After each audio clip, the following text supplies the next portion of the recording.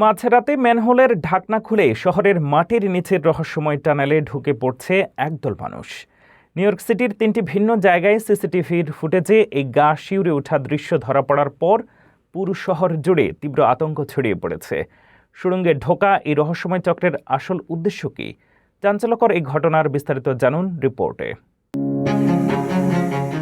যুক্তরাষ্ট্রের new York সিটিতে এক রহস্যময় ও আতঙ্কজনক ঘটনাকে কেন্দ্র করে স্থানীয় বাসিন্দাদের মধ্যে তীব্র উদ্বেগ তৈরি হয়েছে। শহরের 3টি ভিন্ন এলাকায় সিসিটিভি ক্যামেরার ফুটেজে দেখা গেছে কিছু অজ্ঞাত পরিচয় মানুষের দল প্রকাশ্য দিবালোকে এবং রাতের আধারে রাস্তার ম্যানহোলের ভারী লোহার ঢাকনাগুলো তুলে ফেলছে। শুধু তাই নয়, ঢাকনা সরানোর পর তারা অত্যন্ত সুশৃঙ্খলভাবে মাটির নিচের অন্ধকার টানেল বা সুড়ঙ্গের ভেতরে নেমে যাচ্ছে। এই সিসিটিভি ফুটেজগুলো সামাজিক যোগাযোগ মাধ্যমে ছড়িয়ে পড়ার পর থেকেই পুরো নিউ ইয়র্ক জুড়ে তোলপাড় শুরু হয়েছে। মাটির নিচে থাকা গুরুত্বপূর্ণ গ্যাস লাইন, বিদ্যুৎ সংযোগ ও ইন্টারনেট সাবওয়ে লাইনের নিরাপত্তা নিয়ে সাধারণ মানুষ গভীর উদ্বেগ প্রকাশ করছেন।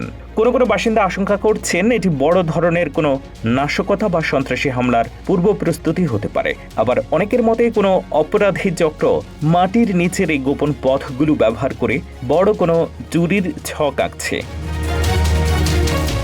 পরিস্থিতির ভয়াবহতা বিবেচনা করে স্থানীয় প্রশাসন ও পুলিশ বিভাগ ইতিমধ্যে ঘটনার তদন্তে নেমেছে।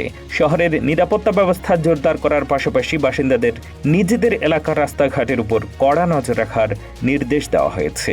মাটির নিচে এই রহস্যময় সুড়ঙ্গ নেটওয়ার্কে কারা কী উদ্দেশ্যে এভাবে যাতায়াত করছে তা উদ্ঘাটন করতে গোয়েন্দা সংস্থাও তৎপর রয়েছে।